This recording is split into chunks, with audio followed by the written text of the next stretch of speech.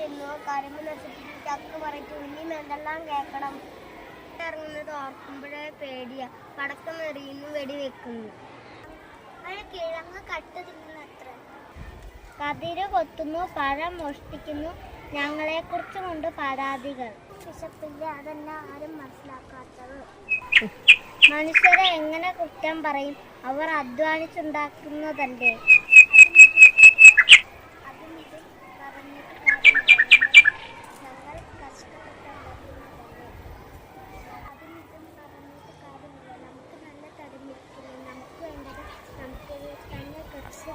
നല്ല ഐഡിയ, നമുക്ക് വിസിറ്റ് ചെയ്യാം.